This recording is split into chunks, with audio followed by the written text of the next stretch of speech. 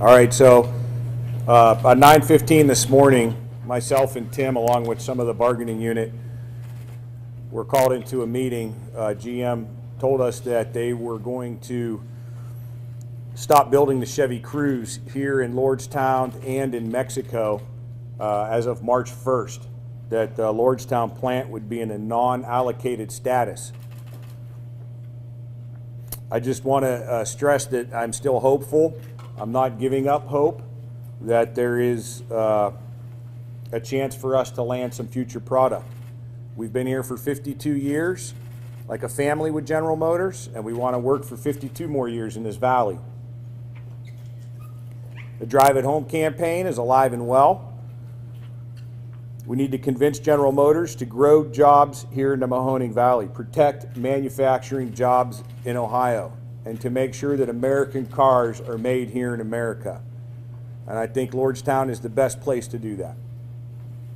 You guys have any questions? Dave, you've always said that product allocation was going to be the key thing in your next contract talks that start in 2019. How does this affect those talks? I think it intensifies those talks, but it also gives us an advantage because we've got a great workforce here. Our facility was Harbor Freight, or Harbor had recognized that we're one of the most productive plants in the world. How many workers will be off the job though come March 1st if there's no product allocated by then? Pretty much everybody that's working in the plant. How many people is that? GM people, we've got around 1,200. We also represent folks at Magna, Jamestown Industries, which are our members, LEDAC, which is a sanitation group inside the plant.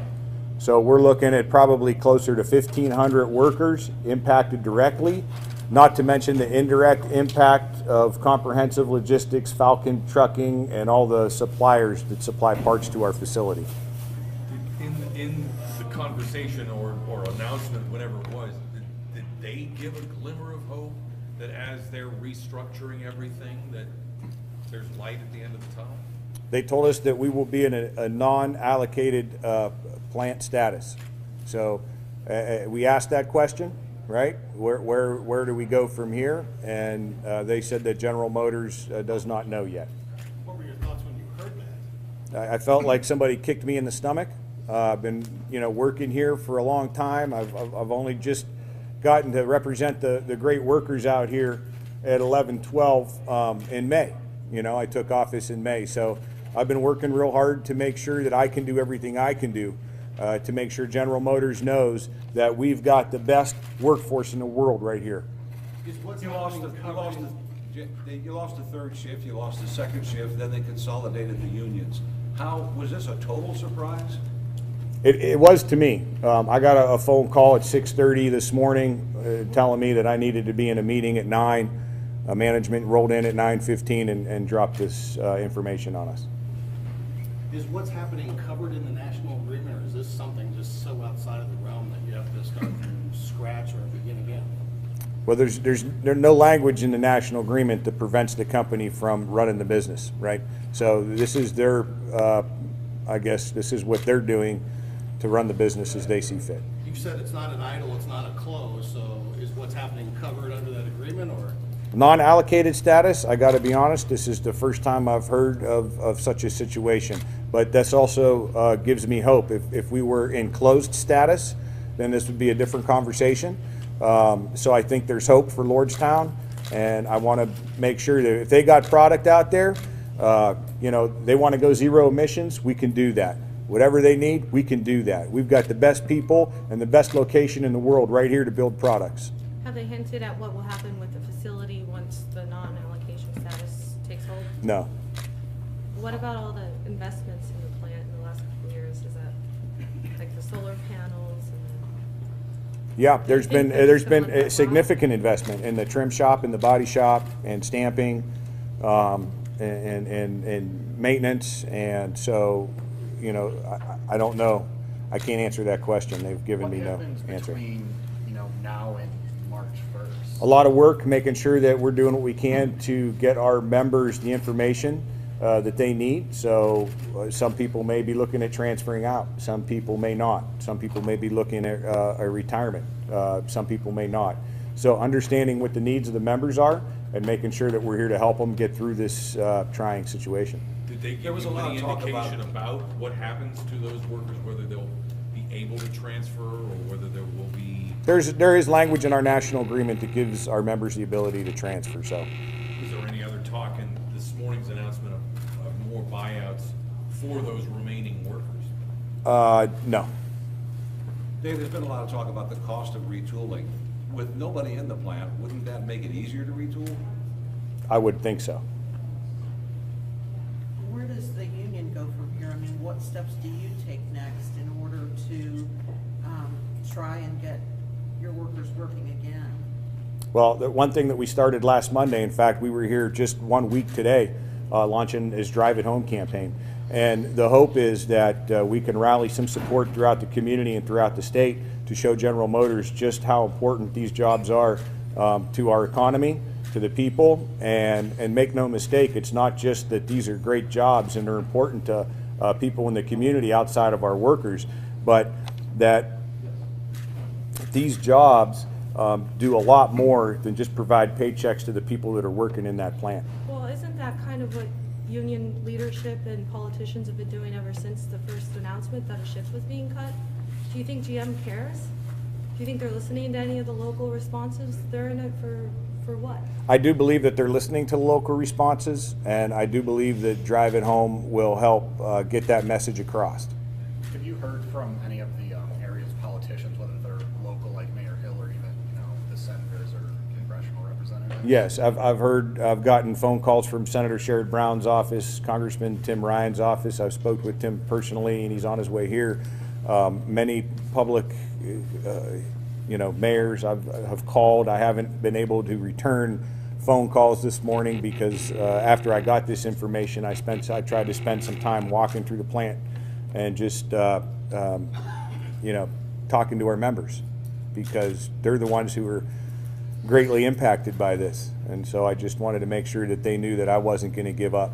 So I'm not going to give up. Feeling on the shop floor today, what was that like? Like a shot in the gut. I mean, this is bad news for everybody. Obviously, we've been concerned about our future for some time, and now we're at a point where there's some certainty that come March 1st, the entire complex is going to be down. And so my hope is that we can drive it home and get some product allocated between March and our next contract, which will be September of next year. Dave, going back to the cobalt, wouldn't you say that this union has really bent over backwards to try and help GM make this a profitable and productive plant? Yeah, I mean, the concern about maybe a workforce that's not going to work with the company has been put to bed. We have worked with the corporation. In January of last year, before I was in this position, I know that presidents and chairmen of 2 local unions went up to Detroit and made some agreements to make concessions, combine local unions, and do what it was necessary to help the company remain profitable, right? So we've done those things in good faith, and we would like to see the corporation invest here. They've seen our good faith. Governor-elect Mike DeWine had told me that before he takes office, he had planned to sit down with GM executives to talk to them about the Lordstown plant. Do you still think he needs to do that in order to try and help get you guys back on your feet? Absolutely. And yes, Governor-elect Mike DeWine has been supportive, had sent me some messages in regards to that. John Husted was here last Monday, a week today, said that they plan on going up there in January. It doesn't hurt. It can only help. If Ohio wants to be a player in manufacturing, this assembly plant's crucial to that endeavor. Did you say that the cruise will be exclusively built in Mexico, or that it won't be built? That it won't be built at all. That was obviously the first question when they said they were going to stop building the Chevy Cruze here in Lordstown, was that what are you doing in Mexico? And they said that they will not be building the Cruze in Mexico either. Did they invest recently in a plant to do that, I thought? the Blazer, That was the sorry. Chevy Blazer, yeah.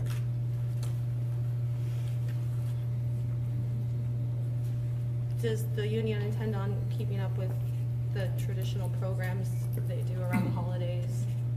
Oh, we're not giving up. No, this is, you know, this is a roadblock.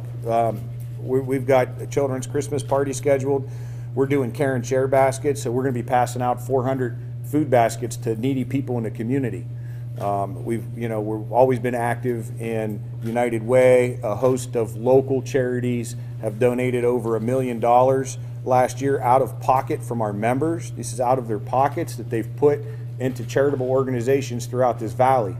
And, you know, obviously the giving of members is going to slow down when they're not working. They're going to be trying to take care of themselves. And this union is going to do everything that we can to help our members and continue to help people in the community. Your predecessors in the past used to talk about the number of spin-off jobs, or every job you had to spin off. Talk a little bit about, just as you wrap your heads around this, the ripple effect this creates here in the Yeah, valley. well, and in the valley for sure, and throughout the whole state of Ohio. There's over 30 part supplying plants that function just in the state of Ohio to provide parts for us. Those places are going to be hurting. For every one of our jobs, I've heard around 7 jobs on the outside are obviously impacted. So, you know, not only the folks that are working in the part supplying sector, but look at the grocery stores, right? Look at the restaurants, the doctor's offices, the hospitals. And so if people all leave the area, there's less people paying taxes here. We've got a tremendous workforce that donate their time. They don't want credit, and I've tried to get them to come out and talk about what they do. We've got people who work, you know, with the Scouts. We've got people who work in their churches. We've got people who work with animal charities and a host of other factors that they do every day and every weekend, supporting and volunteering their time in this community. And, you know, that's a social impact, I think, that is going to be affecting a lot of people. Lordstown wasn't the only plant that received some bad news today. I don't know the status of the other plants as far as whether they're non-allocation plants or whether they were just closed, but how difficult is it going to be to compete against those other plants in trying to get a product? Well, obviously it's a competition, right? And just like you said, but I think that it's easy for us to compete because we've got the best workforce here. We've got a great location. We've got a tremendous amount of community support, political support. Right? You asked about our governor-elect. They're supportive. The state is supportive. We've got people at the federal level, Senator Sherrod Brown, Senator Rob Portman, Congressman Tim Ryan, Congressman Bill Johnson. They're supportive. But that didn't matter. You know, here we are. Those guys and John Kasich have supported Lordstown, I mean, since it's been here. Right. And I'm sure in Ontario they're doing the same thing in their community. Are you? They have I didn't know they had a campaign up there. Well, that they you started figure one. that everyone likes to keep the jobs in their community. It feels like that kind of support doesn't matter when the free market is kind of what's guiding GM here. I think it does matter. And I think that when GM talks about investments, clearly they're concerned about dollars, right? So if the state is able to bring to the table some dollars to help with investment, then I think that's huge. Is Michigan going to come to the table, right? Are these other plants and these other communities going to come to the, I'm sure they are. Well, should taxpayer money go to prop up a for-profit corporation that taxpayers have already bailed out? If not, then the state of Ohio, so they can be proactive and put money on the table, or be reactive. And if the plant closes, they're going to pay millions of dollars in retraining people. They're going to lose millions of dollars in tax revenue. So it's not about bailing somebody out. It's about using your money wisely. And I think it's wiser to be proactive and put that money up front where you can actually get it back in the future instead of just losing it, period. In the announcement this morning, was there a reason given? I know there was a lot of speculation, GM predicting a downward economy, but then you read through their release and it suggests they're looking at building for lack of a better word, building cars people want to buy, whether it's electric or self-guided, whatever. Did they give you a sense of what their mindset is in terms of the new or the next new GM? No. Have you been in contact with Dan Morgan, and what do you expect his reaction will be, and anything he can do? I did, and Danny's he's not happy, right? He's upset about this because we were under the impression that coming out of that COA from January of last year or June of last year, whenever they went up, that they were going to continue to build the crews here through 2023. If they make it in America, that they were going to build it right here in Lordstown, and that's what we were told. So today we got some different information, and I know Danny's not happy about it, and I know he's doing everything he can with the bargaining unit to make sure that, you know, we're in the running for this, that we're not giving up, and we're going to keep fighting until we can get some product out here. Can you speak to the wider supply chain impact? I know you represent workers at other companies too that supply the firms. Yes, Magna, Jamestown, LEADAC, these are all UAW 11-12 members who are going to be hurting. Unlike some of our GM folks, they may not have the opportunity to transfer, right? So our members, as tough as this is, do have an opportunity to transfer, though many of them don't want to. A lot of these folks in our part supplier chains are going to be impacted in a very negative way. Mayor, did you want to take to the podium? Yeah, and you know, we're Kmart as well. Look, they just announced a couple weeks ago that Kmart Distribution Center, we represent members at Kmart Distribution Center in Warren, Ohio. They're closing that facility. So that's just another hit on top of this one. I'm sure you couldn't get to every worker in the plant, but for those who are watching the news, what would your message be to them right now, or tonight?